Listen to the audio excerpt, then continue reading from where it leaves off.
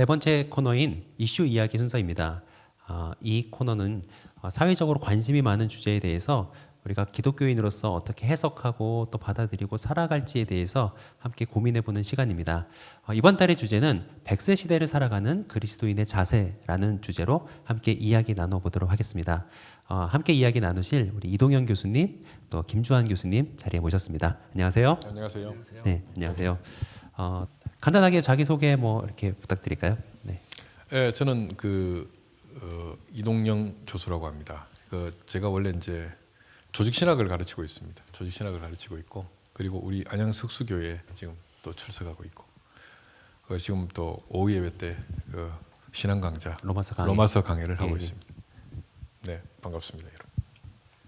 예, 저는 안양석수교회에서 오랫동안 다니고 있고 또 한 10수년 안양석수교회를 다니고 있는데 네. 잘 모르시는 분들이 있지만 최근에 이제 조금 설교도 하면서 이렇게 서로 교제를 많이 나누게 됐고, 현재는 총신신학대학원에서 이제 강의도 하고 있고 또 보육원 시설에서 설교도 하고 이렇게 활동을 하고 있습니다. 예. 네. 네. 근데 오늘 주제가 이게 굉장히 좀 어떻게 보면은 좀 무거울 수 있는 그런 주제예요. 네, 그렇더라고요. 100세 시대를 살아가는 그리스도인의 자세. 네, 네.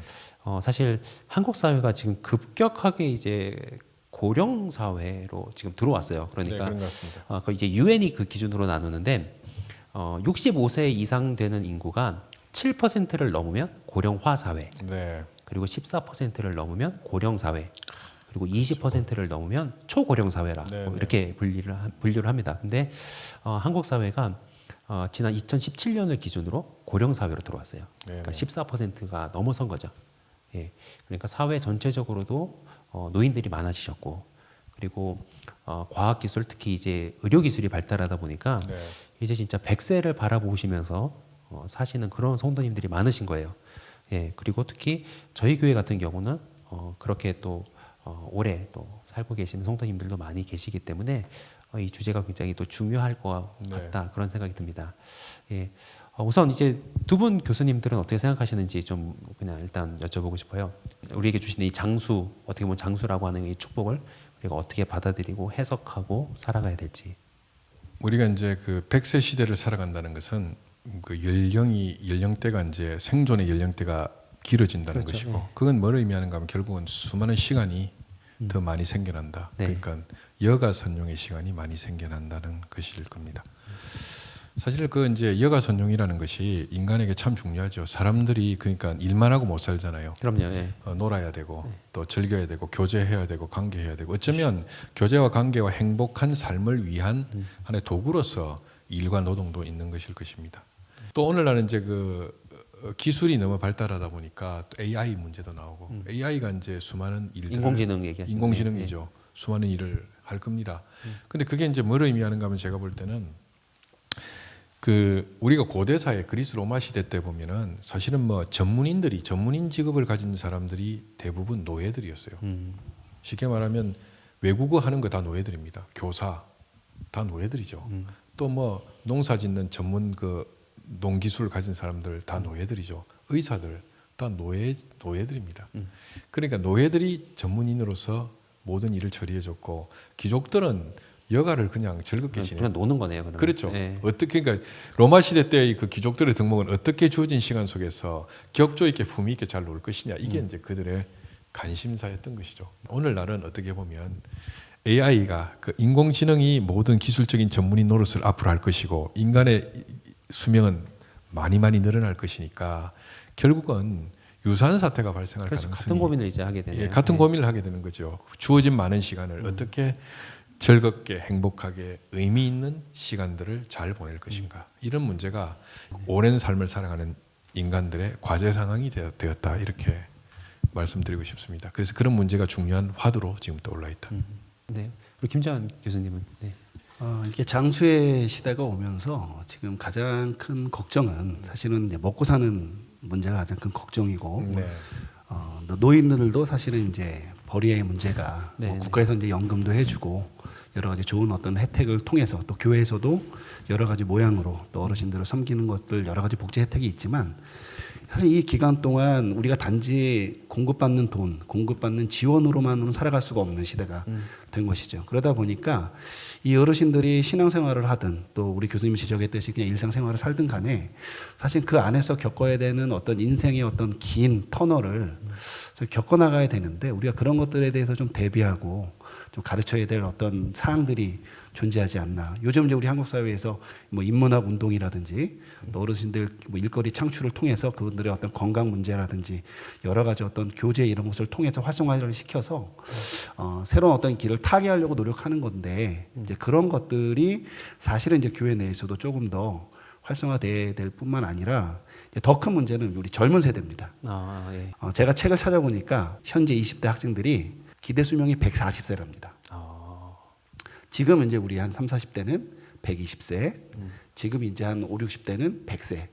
이제 젊은 세대들은 아까 말씀하셨듯이 뭐 의학의 발전이나 복지, 또 여러 가지 여가 생활 이런 것들을 통해서 심신의 단련을 통해서 이제 나이가 이제 사는 나이 수명이 길어진다는 것이거든요.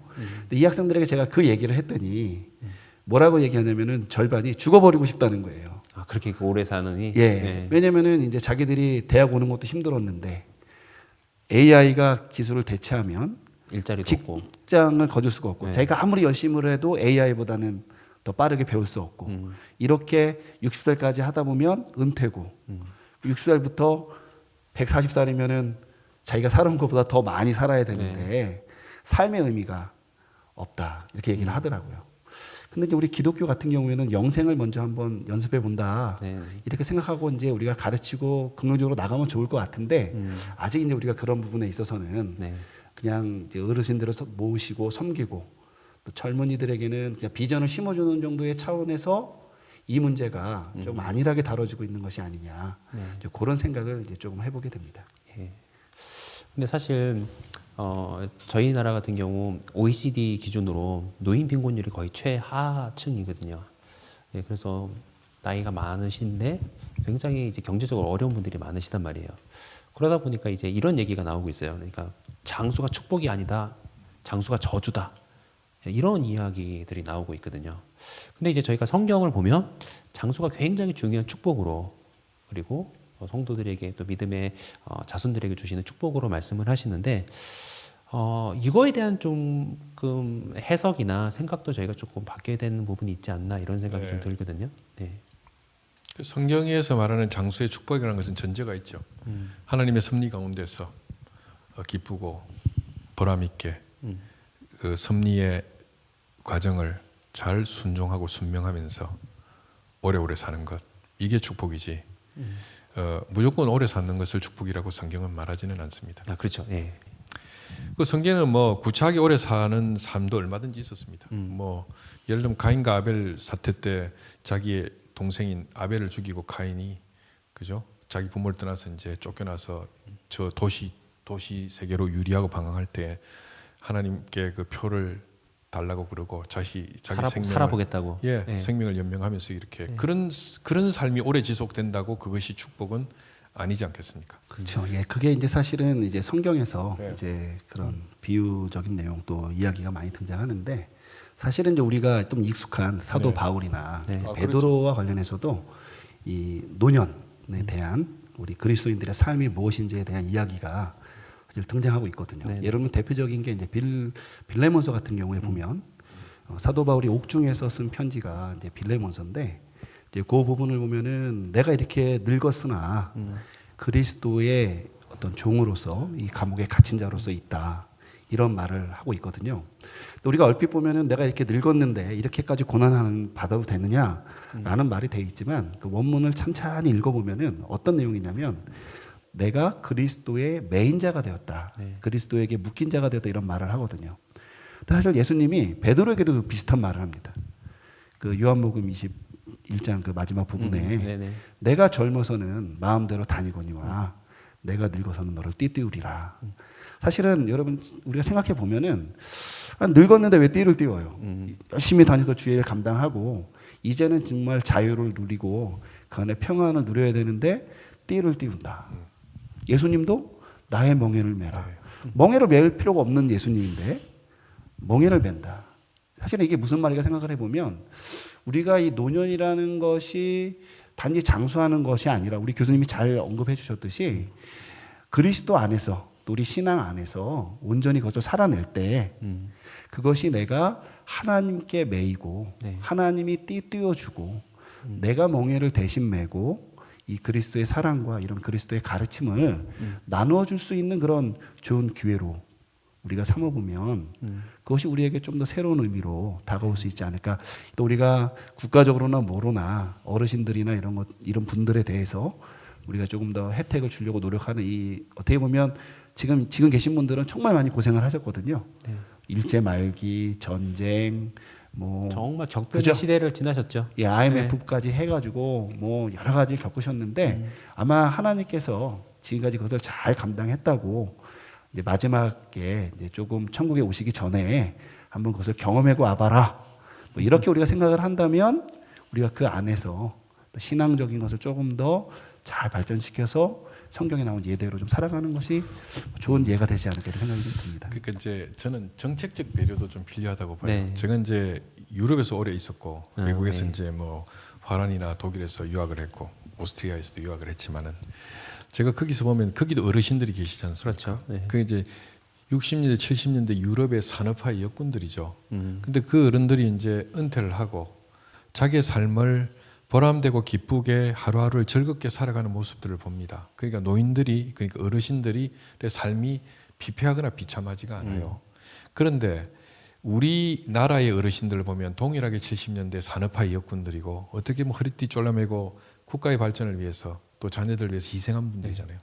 그런데도 그분들이 독일이나 오스트리아나 화란의 어르신들하고 비교해 봤을 때 너무 삶이 피폐하고 어려운 어르신들이 너무 많으신 거죠.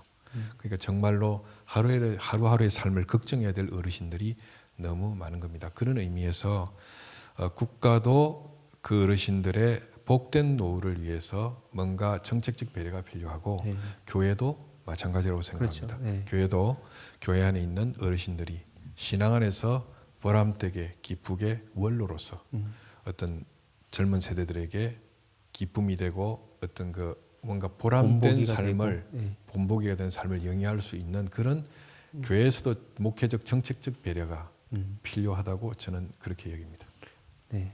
어쨌든 두 분 말씀을 들으니까 제가 장수에 대해서 다시 생각하게 되는 것 같아요. 단순히 오래 사는 게 그냥 무조건 복이 아니라 하나님 안에서 하나님의 섭리 가운데 살아가는 것이 장수고 그리고 또 그렇게 오래 사시는 분들을 위해서 국가적으로 물론 하지만 네. 우리가 교회에서도 여러 가지 노력을 해야 될 것 네, 같습니다. 배려가 필요합니다. 정책적으로. 근데 이제 또 이제 어르신들이 이제 오래 살다 보니까 또 이제 그런 문제들이 생기는 거예요. 세대 간의 갈등이 좀 생기더라고요. 아, 그 예, 있지요. 특히 네. 이제 제가 이제 학교에서 자주 뵙는 교수님이신데 이제 이분이 이제 어머니가 아흔이시더라고요. 아흔이신데 이제 조금씩 이제 치매가 있으세요. 아, 네네. 근데 이제 이분이 참 어려움을 표현하시는 게 어떤 거냐면은 그러니까 예전에는 이제 부모님과 어른 세대들이 권위도 가지고 있고 네, 판단력도 집에서 제일 높았어요. 네네. 근데 이제는 이제 나이가 많이 드시고 그러면서 판단력이 되게 약해지시는 거예요. 떨어지시는 거죠. 아무래도 인지 능력이 떨어지고 그러다 보니까 판단력은 떨어지시는데 권위는 계속 가지고 계시려고 하시는 거예요. 네네. 근데 판단력은 오히려 자녀가 더 높은 상태고. 그렇겠죠. 네. 근데 그러다 보니까 이 부모님과 자녀 간의 관계에 있어서 이게 굉장히 문제가 생기더라고요. 그러니까 이런 문제에 대해서는 저희가 좀 어떻게 접근을 해야 될지. 네. 그 사실은 세대 차이라는 말이 있지 않습니까? 세대 차. 네네. 우리가 한번 생각해 볼 필요는 있습니다. 조금 냉정하게. 네. 뭐냐면 그 이전 세대가 있었기 때문에 그 다음 세대가 있는 거죠, 사실은. 그렇죠. 그런데 또 어떻게 보면 그렇기 때문에 앞서 있는 어르신 세대들도 젊은 세대들에 대해서 요즘 젊은이들은 안 된다 이런 부정적인 사고보다는 우리 세대의 열매가 그들이라는 데 대한 관점이 좀 필요하고 긍정적으로. 예. 네, 그리고 젊은 세대들도 마찬가지입니다. 어르신들은 안 돼. 내지는 뭐 나이 드신 분들은 안 돼. 이런 부정적인 생각보다는 일단 그들의 세대가 있었기 때문에 우리 세대가 존재한다는 데 대한 어떤 뭡니까? 그런 우리의 뿌리다. 그 팩트에 대한 긍정과 인정과 또 긍정이 필요하다고 봅니다. 일단 그런 입장이 먼저 교육적으로 강조되어야 될 것 같고요. 좀 더 바람직한 것은 세대 간의 어떤 그 함께 평화롭게 공존하고 서로 도움을 주고 서로 격려하고 서로 이끌어주는 방식에 대한 구체적인 교육도 필요하다 이렇게 네. 봅니다. 할아버지 세대, 할머니 세대와 부모 세대와 손자, 손녀 세대가 함께 즐겁게 공동체를 이루기 위해서 필요한 소양과 공부를 실질적으로 하는 그런 세미나나 워크숍 같은 것들이 구체적으로 좀 교회 안에서도 개발될 필요가 있다. 저는 그렇게 생각하죠. 예. 예, 저는 뭐 이제 우리가 이제 가족을 같이 살다 보면 뭐 옆에 부모님들이 살고 우리 자녀가 살다 보면은 그 역할에 대한 좀 고민을 우리가 공통적으로 해볼 필요가 있는 것 같아요. 그러니까 우리가 지금 이제 우리나라가 급격하게 발전하면서 지금 이제 40대, 50대가 이 중간에 뭐 네. 여러 가지 문제, 위로는 어르신들을 모셔야 되고 밑으로는 자녀를 무리하게 이제 투자해서 양육해서 키워야 되는 이런 굉장히 부담스러운 위치에 있지 않습니까? 네. 그러다 보니까 이제 스트레스를 많이 받고 이것을 감당해내고 싶지 않다. 그래서 이제 예를 들면은 양육권, 자녀 양육권도 포기하는 그런 어리석은 판단하는 경우도 있고 또 오히려 부모에게 해코지하는 이런 어리석고 아주 어떻게 보면 옛날 같았으면 있을 수도 없는 일들이 오늘 사회에 발전을 하는데 사실은 그 역할은 누구에게나 다 주어지는 공평하게 주어지는 거라는 것이죠. 네. 그래서 이 자녀들에 대해서 우리가 이제 단순하게 이제 아이를 키운다라는 것이 아니라 자녀들에게 이제 30년 뭐 20 빠르게는 20년 후면은 얘네들이 이제 우리의 자리에 서게 되니까 우리가 그 애들에게 좀 힘들고 어려움이 있더라도 인내의 모습 또 섬김의 모습을 보여줌으로써 소위 말하면 이제 먼저 연금을 들어놓는 것이죠. 네. 연금을 신앙의 연금, 공경의 연금, 또 인성교육의 연금을 들어서 이제 그 부분이 이제 자연스럽게. 그럼 우리 아이들도 그걸 봤으니까 자기 또 자녀들에게 그럼 우리는 또 할아버지 할머니가 돼서 그것을 또 아이들에게 또 짐을 나눠주고 뭐 이런 식으로 나가면 조금 더 이것이 또 이런 세대 간의 어떤 격차가 좀 줄어들고 많이 해소가 되지 않을까 이런 생각은 좀 해봅니다. 아무래도 또 세대끼리 좀 이렇게 같이 대화도 나누고 할 수 있는 뭐가 필요할 것 같기도 하네요. 예, 물론 그렇습니다. 그러니까 이제 우리가 세대 간의 어떤 그 관계를 대결 구도로 보는 그런 관점이 아니고 서로 뭡니까 돕고 서로 배려하고 네. 서로 아끼고 사랑하는 관계가 형성이 되려면 다양한 세대들이 평화롭게 소통하고 평화롭게 공존하는 그런 방법도 구체적으로 배워야 되거든요. 네. 아무래도 저는 이제 전공이 교육이다 보니까 네. 이 교육이 되게 중요한 것 같아요.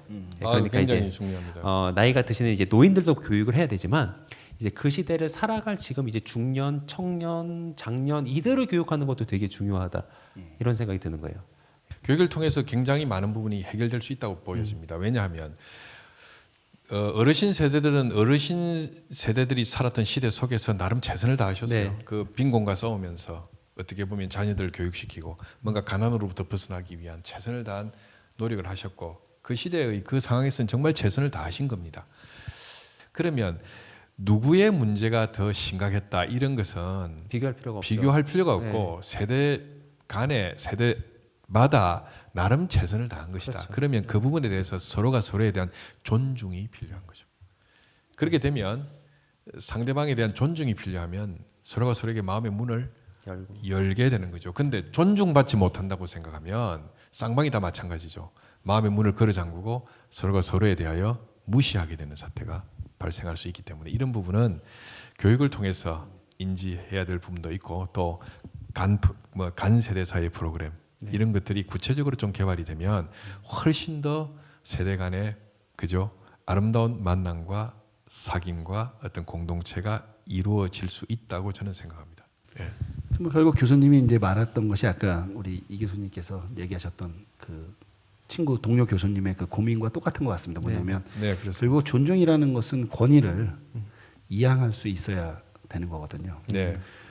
제가 예전에 이제 고대 세계의 어떤 지혜와 어떤 이런 현자들에 대한 것을 조금 공부를 했을 때 제가 이제 우연치 않게 이제 편지 한 통을 읽어봤는데 그 편지가 내용이 뭐냐면은 편지 쓰신 분이 편지 받는 분에게 그렇게 사시면 안 되고 이렇게 사시는 것이 훨씬 더 건강과 인생과 어떤 이런 것에 더 유익하다 이렇게 권면의 편지를 쓴 거예요.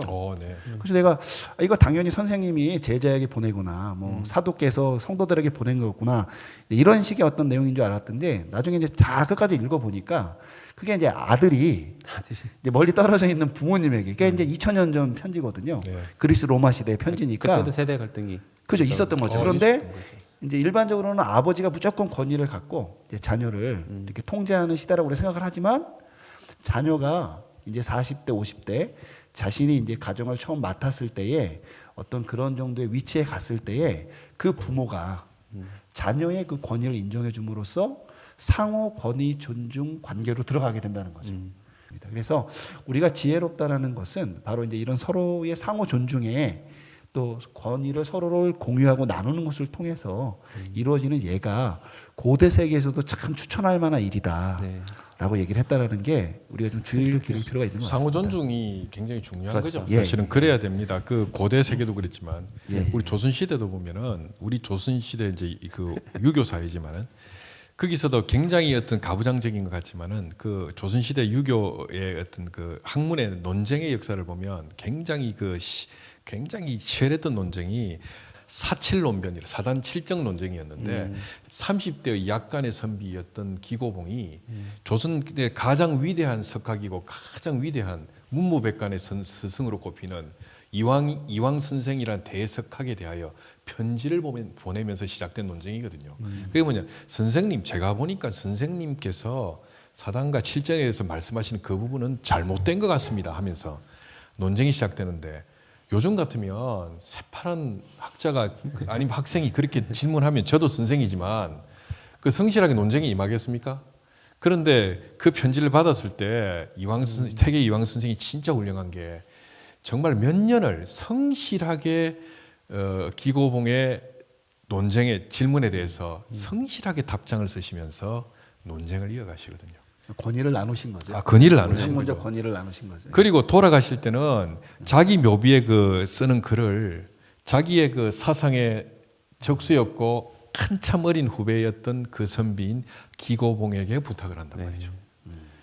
그걸 통해서 모든 조선의 지식인들이나 젊은이들이 그 어른을 존경했단 말이죠. 그런 자세가 우리 모두에게 필요하다. 네. 그런 생각을 이제 저희가 좀 이야기를 좀 정리를 해봐야 될 것 같습니다. 이게 주제도 굉장히 의미 있고 중요한 주제고 그리고 교수님들을 모시다 보니까 다 좋은데 너무 지금 길어지고 있습니다. 그렇군요. 예, 그래서 저희가 이제 마무리를 해야 될 것 편집 같은데요. 잘해주세요. 네. 어쨌든 진짜 교육은 되게 중요한 것 같아요. 네, 그래서 중요한 것입니다. 사실 저희가 이번에 올해 오후 예배 때 특히 이제 신앙 강좌로 쭉 진행을 하는데 저는 이제 특별히 이제 교육학에서 이제 생애 주기별 교육이라는 게 있기 때문에 이제 그걸 포인트를 잡아서 노인 교육 그리고 중년에 대한 이야기를 좀 이렇게 그 시기별로 조금 예, 이제 4월과 5월에 좀 다뤄보려고 합니다. 네, 그래서 그 프로그램 있으니까 또 기대해 주시면 좋을 것 같고요. 그리고 이제 또 이제 얘기가 나온 김에 지금 이제 우리 이동영 교수님께서 네. 지금 로마서 강의 진행하고 계시고 네. 그리고 끝이 나면 이제 김주환 교수님이 이제 이어서 신앙 강좌 해주시는데 간단하게 그냥 강의 소개해 주시고 예. 제 로마서 강의는 진짜 남녀노소가 같이 들을 수 있는 강의라고 생각해요. 로마서 1장 1절에 그 10단으로 구성되어 있는데 그 10개의 단어를 해설하면서 로마서 전체를 우리가 그 꿰뚫어서 관통해서 전체 내용을 정리하고 설명하는 그런 식의 좀 독특한 강의입니다. 네네. 지금까지 안 오신 분들도 지금 중간부터 들어도 괜찮나요? 아무 문제가 네. 없습니다.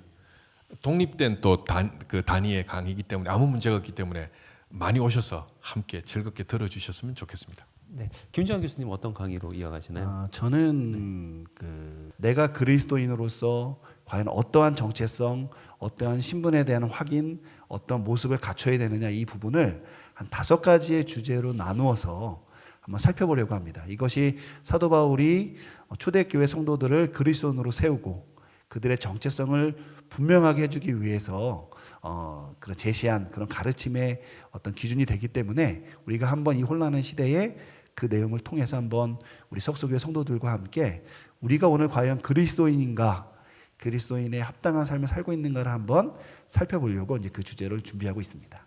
네, 이야기만 들어도 굉장히 관심이 가고 또 좋은 강의가 될 것 같습니다. 오늘 두 분 교수님 나오셔서 너무 감사하고요. 정말 저희들에게 중요한 오늘 이야기를 많이 해주신 것 같습니다. 어쨌든 감사합니다. 아이, 감사드립니다. 수고하셨습니다. 예, 수고하셨습니다. 수고하셨습니다.